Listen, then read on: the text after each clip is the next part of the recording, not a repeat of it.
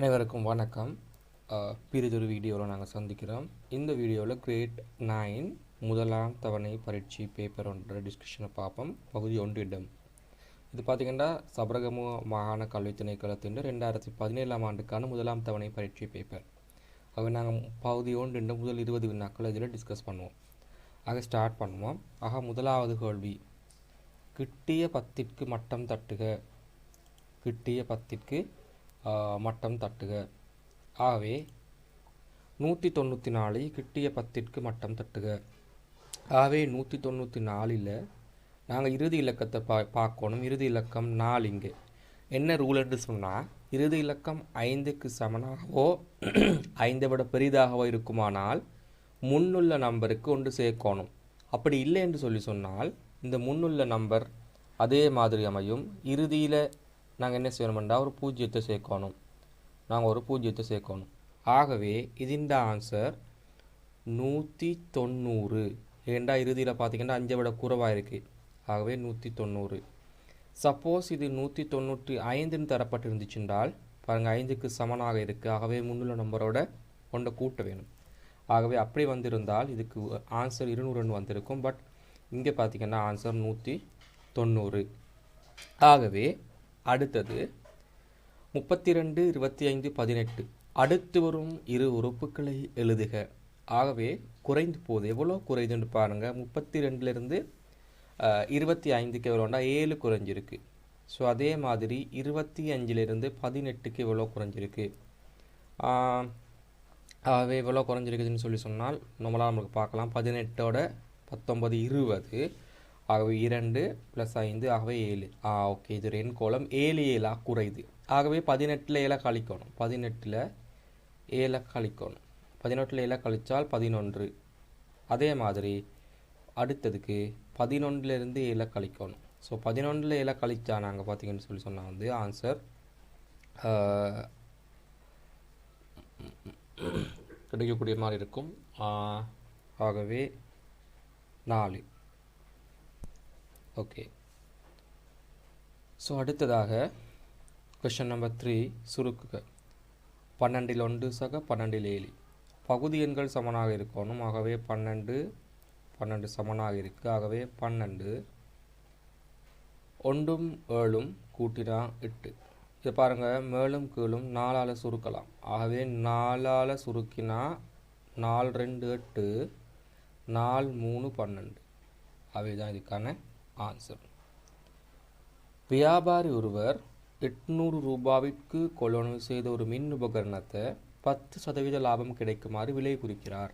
ஆகவே அவர் அடைகிற லாபத்தை காண்க. ஆகவே சதவீதம் 10, அதாவது 100க்கு 10 தர 800 ரூபாவுக்கு. ஆகவே 800 கீழ் 1, 2 0க்கு 2 0, 10 தர 8. ஆகவே 80. ஆகவே அவர் அடைகிற லாபம் எவ்வளோண்டா 80 ரூபா. 2500 மில்லி லிட்டரை திரவ அளவு லிட்டரில் காட்டுக.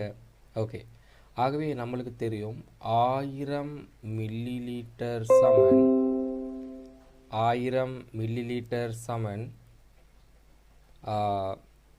1 லிட்டர்.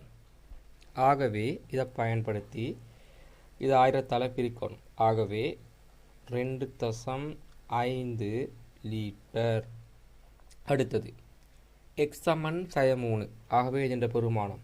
ஆக பாருங்கள், 2 தர எக்ஸுக்கு பதிலாக 3 அதோட கூட்டணும் 2. ஆக 3 2 6. ஒரு மைனஸ் இருக்குது, -6 அதோட சக 2. ஆகவே இது இந்த ஆன்சர் என்ன மாதிரி வரும்னு சொன்னால் -4. ஆன்சர் -4. பெருசாக இருக்குது மைனஸில். ஆக 6ல் 2 போனால் 4 -4. காரணிகளை காண்க. ஓகே, காரணிகளை காணல் பார்த்தீங்கன்னு சொன்னால் நாங்கள் என்ன செய்யணும்னா பொதுவாக எடுக்கணும். ஆகவே இங்கே பார்த்தீங்கன்னா பொதுவாக எடுக்கிறதுக்கு 4லேயுமே பொதுவாக எடுக்கிறதுக்கு எதுவுமே கிடையாது. ஆகவே நாங்கள் என்ன செய்வோம்னு சொன்னால் வந்து 2ல் ஏதாவது இருக்கான்னு பார்ப்போம். இது 2லேயுமே வந்து நம்மளுக்கு சம்டைம்ஸ் 5 எடுக்கலாம். 5 எடுத்தால் இங்கே எக்ஸ் 5 எடுத்தாச்சு, சக 1. இதில் எக்ஸ் சக 2 இருக்குது. நம்மளுக்கு பொதுவாக எடுக்கிறதுக்கு 1 வேணாலும் +1 தான் எடுக்கணும். ஸோ ப்ளஸ் 1 எடுத்தாலும் இங்கே எக்ஸாக 2 வரும். ஆகவே இங்கே எக்ஸாக 1 வருது, இங்கே எக்ஸாக 2 வருது. ஆகவே இதில் பார்த்தீங்கன்னு சொன்னால் வந்து இந்த ஆன்சரை ஏற்றுக்கொள்ள முடியாது. ஓகே, இந்த ஆன்சர் ராங். இங்கேயும் ஒரே மாதிரியான ஆன்சர்ஸ் வர வேண்டும். ஆகவே இந்த கொஷன் பார்த்தீங்கன்னா நாங்கள் மாற்றி போட்டாலும் சேமாக தான் வரும். ஆகவே இந்த கொஷன் வந்து தவறானது. 8வது, இவ்வுருவின்படி அடுத்துள்ள கோணச்சோடி ஒன்றை பெயரிடுக. இங்கேயும் பாருங்கள், டேட்டா சரியாக தரப்படையில் அடுத்துள்ள கோணம் ஒரு கோணச்சோடி ஒன்றை பேரில் சொல்லியிருக்காங்க. சாரி, இதில் டேட்டாஸ் ஓகே. அவை அடுத்துள்ள கோணம் என்று சொன்னால் பொது உச்சி இருக்கணும், பொது புயம் இருக்கணும், பொது புயத்துக்கு 2 பக்கங்களும் கோணங்கள் அமைய பெறணும். இந்த பாருங்கள், இந்த கோணத்தையும் இங்கால இருக்க இந்த கோணத்தையும் எடுத்துக்கோங்க. பாருங்கள், பொது புயம் இடி, பொது உச்சி டி, பொது புயத்துக்கு 2 பக்கத்துலேயும் கோணங்கள் அமைய பெற்றிருக்கு. ஆகவே கோணச்சோடி ஒன்று பார்த்தீங்கன்னா இடிபி கமா அடுத்தது இடிஏ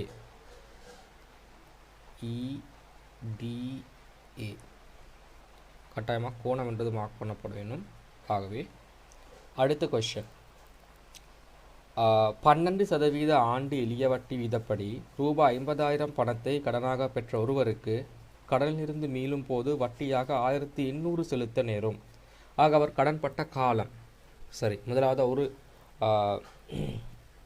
ஆண்டுக்கு எவ்வளோ வட்டின்னு பார்ப்போம். அதாவது 100 ரூபாவுக்கு 12 ரூபாவா இருந்தால் 5000க்கு எவ்வளோ? ஆகவே 2 0க்கு 2 0, 12×5 60.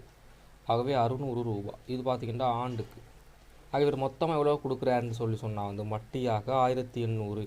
ஆகவே மொத்த வட்டி 1800 கொடுக்குறார். ஒரு ஆண்டுக்கு 600 ரூபா. ஆகவே பிரிச்சா 2 0க்கு 2 0, 3 வருடம். ஒரு கடன்பட்ட காலம் 3 வருடம். தரவுகள் படி ABCD ஆகிய நேர்கோடுகள் இயில் சந்திக்கின்றன. எக்ஸின் பெறுமதியை காண்க. ஆகவே இதன் எக்ஸை கண்டுபிடிக்கல பார்த்தீங்கன்னா இந்த 80 பாகை சமன் எக்ஸாக 35. ஏன்னா இது என்ன கோணம்னா குத்தெதிர்கோணம். அதாவது 2 நேர்கோடுகள் ஒன்று இடைவெட்டும் போது முகத்திற்கு முகம் எதிராக அமைவை குத்தெதிர்கோணங்கள். ஆகவே 35ஓட இதை கூட்டினா 80 வரும் என்று பார்க்கணும். ஆகவே இந்த 35 + 85 + 35 இது தீர்க்கும்போது இங்கால பக்கம் -35. ஆகவே ஆன்சர் 45 பாகை. அடுத்தது ஏறு வரிசையில் ஒழுங்குபடுத்துக. ஆகவே இங்கே பார்த்தீங்கன்னு சொன்னால் வந்து எனக்கு விரிவாக எழுதிட்டும் செய்யலாம், விரிவாக எழுதாமலும் சொல்லலாம். வேறு வரிசை என்று சொன்னால் வந்து சின்னத்திலிருந்து பெருசுக்கு. ஆகவே இதை நான் பெருக்கியும் பார்க்கலாம். பெருக்கி பார்த்தா ஈஸியாக இருக்கும். பாருங்கள், 2.9 10/3. ஆகவே 10/1 பெருக்கினா 29. அப்போ இங்கே 2 மிச்சம். ஆகவே 1 2 3.1 தர 10 தானே. அப்போ 10/1 பெருக்கினா 31. இன்னொரு சைபர் மிச்சம் 310. 1.9 10/3. ஆக 1.9 ஒரு 10ஆல் பெருக்கும்போது 19. அப்போ 2 மிச்சம், 2 zeros. ஆகவே 1 2. இப்போ ஈஸியாக ஏறு வரிசைப்படுத்தலாம். அது நடுவில் எழுதுதான் சின்னதாகவே 3.1 தர 10/2 குமா. அடுத்து பார்த்தீங்கன்னா இது 1.9 தர 10/3 குமா 2.9 தர 10/3. அதாவது முதலாவது பார்த்தீங்கன்னா வலுக்களை பயன்படுத்தி சின்னது எழுதலாம். அதுக்கு பிறகு பெருமானம் குறைஞ்சதை பார்க்கணும். சுருக்குக பார்த்திங்கன்னா முறைமை இல்லாத பின்னமாக தரப்பட்டிருக்கு. மாற்றுவோம். 3 2 6, 6 2 8, 8 கீழ் 3 தர 4 8 8 3 9, 9 கீழ் 8. இந்த 8 மட்டும் கட் பண்ணலாம். 3 ஒரு முறை, 3 முறை. ஆகவே 3 கீழ் 1. ஆகவே ஆன்சர் 3. ஒருவிட சுற்றளவுக்கான கோவை ஒன்றை எழுதுக. ஆகவே இங்கே ஒரு பக்கம் எக்ஸ் என்று சொன்னால் எல்லாம் சமனாக தரப்பட்டிருக்கு. ஆகவே எத்தனை மொத்த பக்கங்கள்னா 1 2 3 4 5 6. ஆகவே 6 தர எக்ஸ். ஆகவே 6 தரம் எக்ஸ் போல வந்தால் 6x. 14வது, காணி ஒன்றின் விற்பனையின் போது தரகர் ஒருவருக்கு தரகு பணமாக ரூபாய் 12,000 பணத்தொகையை அறிவித்தார். தரகு பணம் 4% எனின் காணியை விற்ற விலையை காண்க. ஓகே, விற்ற விலை தெரியாது. நான் விற்ற விலை என்ன செய்கிறேன்னு சொன்னால் விற்ற விலையே எக்ஸ் என்றேன். ஆகவே 100க்கு 4 ரூபாண்டா தர எக்ஸுக்கு எவ்வளோண்டா 12,000. ஆகவே இதை சால்வ் பண்ணிக்கல பார்த்தீங்கன்னு சொன்னால் எக்ஸ் சமன் 12,000. இங்கே பிரிக்கிற 100 இங்கே பெருக்கப்படும், இங்கே பெருக்கிற 4 இங்கே பிரிப்படும். ஆகவே 4ல் ஒரு முறை, 4ல் 4 3 12. ஆகவே இங்கே 3 சைவர், இங்கே 2 சைவர். ஆகவே ரூபா. ஆகவே ரூபா. ஓகே,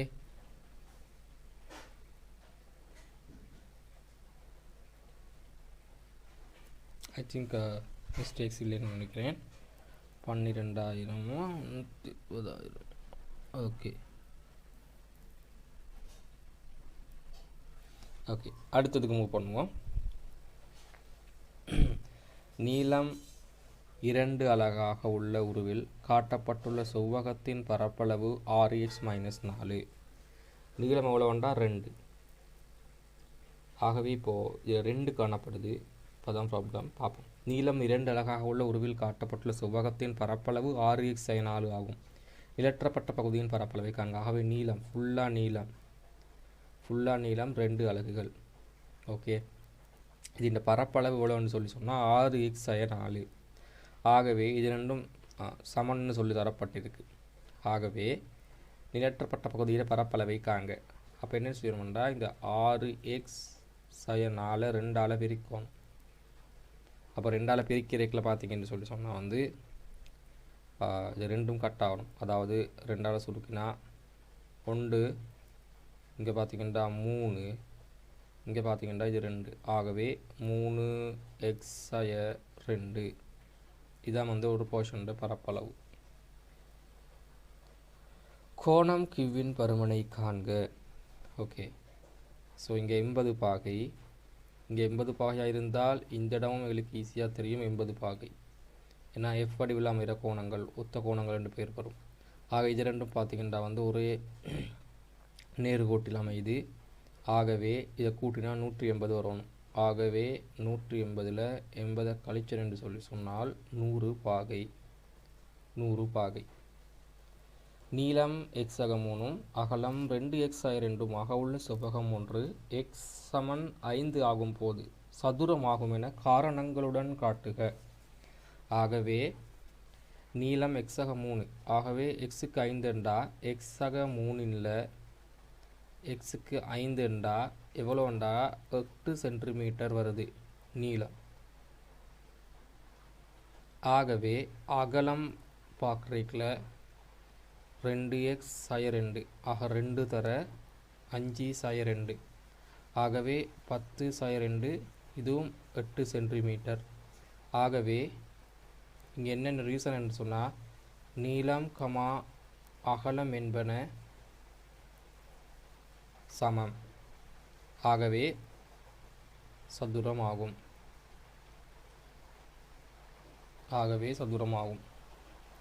4 பேர் உள்ள வீடு ஒன்றுக்கு ஒரு நாளைக்கு நுகர்வுக்காக 500 லிட்டர் நீர் தேவை. ஆகவே 10,000 லிட்டர் நீருள்ள ஒரு தாங்கி அந்த வீட்டுக்கு எத்தனை நாட்களுக்கு போதுமானது. ஆகவே 10,000 லிட்டர் அந்த கொள்ளளவை 500 லிட்டரால் பிரிப்பேன். 2 0க்கு 2 0 100 அஞ்சல் சுருக்கலாம். ஒரு முறை 2 முறை 20. ஆகவே 20 நாட்களுக்கு.